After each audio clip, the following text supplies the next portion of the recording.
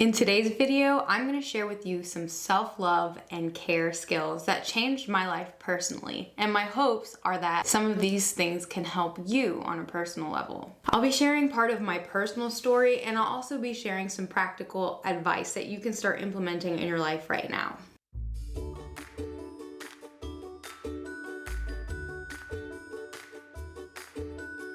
Hello, it's Stephanie, and I'm a professional life and relationship coach.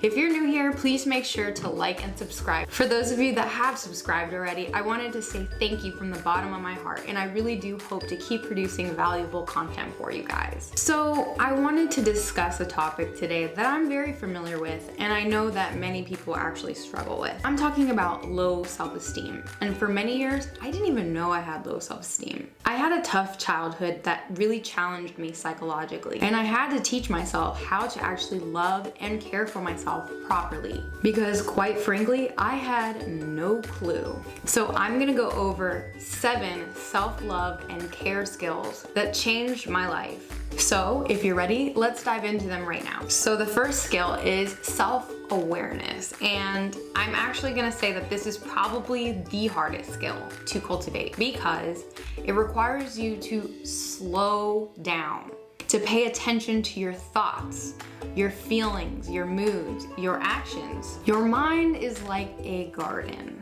But what happens when you neglect a garden? All of the beautiful foliage dies and weeds take over. In a similar manner, you are the gardener, you are the cultivator. So the beautiful fruit and flowers are your positive thoughts, and your negative thoughts are just like weeds. Without intervention, they completely overrun and take over your mind and destroy any sense of peace. I personally had a lot of negative self-talk, and I would tell myself things like, oh, you're worthless, or no one likes you, or you're not good enough, you're not smart enough. So the first thing I had to do was stop. I had to stop myself, and I had to stand up for myself. And I did this by refuting and rephrasing my thoughts. So I would replace a thought like, I'm not good enough, with, I did my best and I'm really proud of myself for doing so. And I would also be realistic. If I noticed that there was room for improvement, I would assess the situation and figure out what it is that I needed to improve. Most of the time, I just needed to focus my attention on a certain particular aspect of whatever I was trying to do, or I just needed to get better at a certain skill. Simple as that. So again, for a thought similar to no one likes me, I would change that thought into a new thought sounding similar to, that's not true. I am a lovable person and I'm a great friend.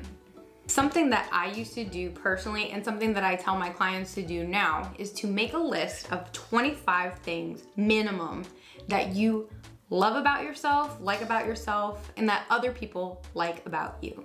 Without worrying whether you're sounding egotistical, just authentically acknowledging things you like and love about you. Calling these things to attention can help you to see how these negative thoughts are just simply not true. Which brings me to the second skill, which is learning to identify the positive things about yourself. So one way of doing this is narrowing down your list to your best top 10 or top 5 and use them as affirmations every single morning for 1 week straight minimum. So an affirmation is an I am statement.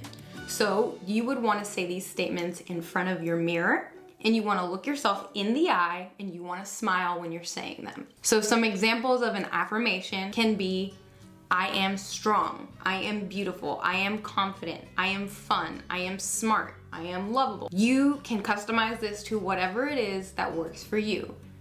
But the key is you say it every day in the mirror, smiling and looking yourself right in the eye. The third skill is building positive relationships and avoiding the negative ones.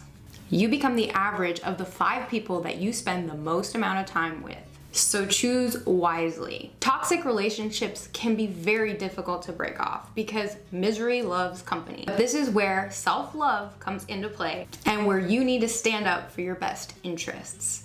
The fourth skill I had to learn is learning when to give myself a break. I really had to learn how to be kind to myself and how to realize that I don't have to be perfect all the time. And in the same way, you need to learn to be kind to yourself, and you need to realize that you don't need to be perfect all the time. In fact, you'll never be perfect. So just settle for doing your best and being proud of your best. And acknowledge yourself when you're not feeling your best, because there are gonna be days when you're not at your best. But those are the days that you really need to make sure that you are taking care of yourself, that you're getting enough sleep, and that you're getting enough water. The fifth skill is learning to be more assertive and to say no. Someone once called me out and told me that I tend to overcommit and under-deliver.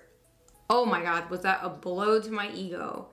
From that day forward, I promised myself that I would no longer commit to things that I couldn't handle just to please people. I would much rather under-promise and over-deliver. So what I'm saying is, it's okay to say no. It's okay. People will understand, and if they don't, then that's really not your problem, is it?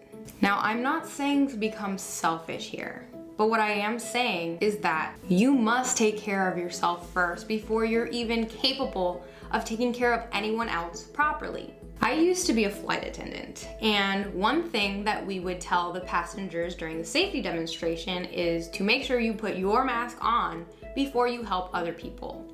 Why do you think that is? Because in the event of a decompression, by the time you go and reach for someone else's mask, you will have passed out. And then you're not gonna be able to help them anyway. So learn from this example. Don't feel guilty and don't pressure yourself. The best thing you can do is to learn clear communication techniques so that you can tactfully take a rain check or tell someone that you're just not interested. The sixth skill that I had to learn was how to improve my physical health. For many years growing up, I was 40 pounds overweight and I had acne all the way up until my early 20s. The best thing that I did for myself was to educate myself on proper nutrition, proper grooming, and how to exercise properly for the type of body that I wanted. And I don't mean starving yourself or going on yo-yo diets, because I went through years of this vicious cycle. And what I learned is that nothing beats balance and proper nutrition. Making sure you get proper nutrition and drinking enough water not only helps to make sure that you have a healthy immune system, but it can also balance your mood, improve the appearance and health of your skin, and it can increase your energy levels. Exercise is also super important to help boost your mood and improve your sleep quality. And it can make you feel really good about yourself. And sleep is also extremely critical here, if not the most important thing next to water.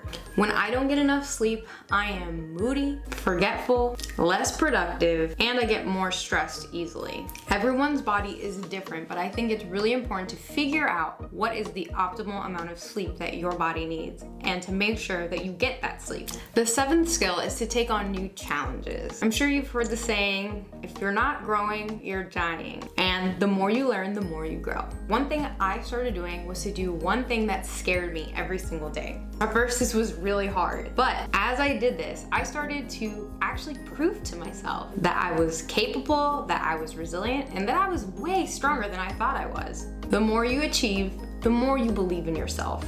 So put yourself out there more and try new things and enjoy the process. So those are my 7 self-love and care skills that I had to learn and that I try to implement daily in my life. I really hope this video helps you personally. We all have our own problems, but being able to really manage yourself can actually help you tremendously to be able to tackle whatever it is that you're facing in life. Thanks so much for watching, and always remember that I believe in you. Now you need to believe in you. See you in the next video. Mwah.